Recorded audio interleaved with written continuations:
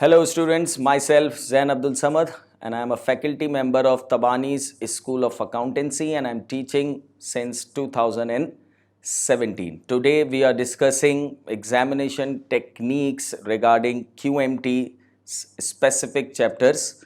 5 chapters I am discussing right now. Mathematics portion, 2 chapters, chapter number 3 mathematical progression and chapter number 4 linear programming, mathematical progression and linear programming. And in statistics portion, counting techniques, probability and probability distribution. So paper weightage मैंने यहाँ लिखी हुई है बेटा. Mathematical progression के 2 से 3 सवाल आते हैं, लीनियर के 4 से 6 आते हैं, काउंटिंग टेक्निक्स 3 से 4, प्रोबेबिलिटी 4 से 5 और प्रोबेबिलिटी डिस्ट्रीब्यूशन 5 से 6 सवाल ऑन एन एवरेज, ऊपर नीचे थोड़ा बहुत हो सकता है बेटा. मैथमेटिकल प्रोग्रेशन अगर स्पेसिफिकली मैं बात करूं तो अर्थमेटिक प्रोग्रेशन, ज्योमेट्रिक प्रोग्रेशन और इनफाइनाइट ज्योमेट्रिक सीरीज. इनफाइनाइट बहुत रेयर केस में वो पूछता है, बट एपी और जीपी में से एक एक सवाल वो ज़रूर पूछता है. जो मैंने आपको क्लास में करवाए हैं और इम्पॉर्टेंट्स बताए हैं वो ज़रूर आप इसको देख के जाना बेटा. Second, linear programming which is most important chapter बेटा. लीनियर प्रोग्रामिंग में 4 से 6 सवाल वो पूछता है और मैंने आपको बेटा ये सवाल क्लास में भी लिखवाए हैं और वर्कशॉप में भी हमने डिस्कस किए हैं. सिर्फ एंड में बेटा वही देखना है, बाकी कुछ और देखने की ज़रूरत नहीं है क्योंकि टाइम इतना भी हमारे पास बचा नहीं है क्योंकि 16 तारीख से हमारे पेपर स्टार्ट हो रहे हैं. स्टैटिस्टिक्स में काउंटिंग टेक्निक्स 3 से 4 सवाल आते हैं बेटा. उसमें परमुटेशन, कॉम्बिनेशन, नंबर फॉर्मेशन, तीनों टॉपिक्स को वो डिस्कस करता है. एक एक सवाल वो ज़रूर पूछता है. नंबर फॉर्मेशन का एक सवाल, परमुटेशन का एक सवाल और कॉम्बिनेशन का एक सवाल ज़रूर पूछता है. सही है. ये 5-6 सवाल मैंने क्लास में लिखवाए थे बेटा, वर्कशॉप में भी डिस्कस किए थे, जो पेपर में एज इट इज़ आते हैं और एंड में भी मैं बताऊंगा इस वीडियो के कि कौन से सवाल एज इट इज़ आते हैं, वो ज़रूर याद रखना बेटा. प्रोबेबिलिटी 4 से 5 सवाल प्रोबेबिलिटी के वो पूछता है बेटा.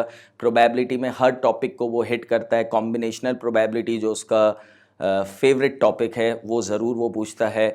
इसके अलावा बेटा कंडीशनल प्रोबेबिलिटी से सवाल आते हैं. इसके अलावा बेटा कॉइन्स और डाइस के सवाल बहुत रेगुलर बेसिस पे आते हैं, तो वो ज़रूर देख के जाना बेटा, कोई भी चीज़ मिस नहीं करना बेटा. और probability distribution again most important chapter. 5 से 6 सवाल प्रोबेबिलिटी डिस्ट्रीब्यूशन के वो पूछता है, जिसमें नॉर्मल डिस्ट्रीब्यूशन के 2 से 3 सवाल पूछता है, बायनोमियल का एक सवाल पूछता है और पॉइजन डिस्ट्रीब्यूशन के वो 2 सवाल पूछता है. पॉइजन में मैंने आपको बताया भी था बेटा, थियोरेटिकल पार्ट वो कौन सा पूछता है वो ज़रूर देखना, वही सवाल देखना. एंड के दिनों में इतना हंगामा नहीं मचाने की ज़रूरत कि हर चीज़ कर लें और यहाँ से भी हम मटेरियल ले लें, यहाँ से भी मटेरियल ले लें. वर्कशॉप के नोट्स मेरे हैं, उसको देख लो, आपके लिए बेटा बहुत होगा, उससे ज़्यादा देखने की ज़रूरत नहीं है. एट दी एंड मैं ये बताना चाहता हूँ कि कुछ सवाल जो है पेपर में मैंने आपको याद भी करवाए हैं कि जो एज इट इज़ आते हैं. ठीक है, रटने की ज़रूरत नहीं है और रटना चाहिए भी नहीं, पर फिर भी कुछ सवाल एज इट इज़ आते हैं जिसकी मैं गारंटी देता हूं अगर आए तो वो ज़रूर टिक करना. एक गोल्स वाला सवाल जिसका आंसर आप सबको पता है 0.17, एक कैश काउंटर का जिसका 1/27, एक लोडेड कॉइन वाला सवाल आता है बेटा, वो याद रखना 0.7 आंसर. ये 3 सवाल की मैं गारंटी देता हूँ आपको खामोशी से ये आंसर टिक करने हैं, आपका टाइम भी बच जाएगा. पर मैं ये नहीं कह रहा कि आपको टिक ही करने, मैंने क्लास में ये करवाए हुए भी हैं बेटा. सही है. टाइम सेव करने के लिए अगर ये सवाल आ जाते हैं, मुझ पे भरोसा करो और इसको टिक करो. एट दी एंड बेटा बेस्ट ऑफ लक आपके पेपर के लिए.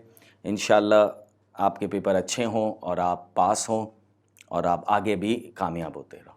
जज़ाकल्लाह.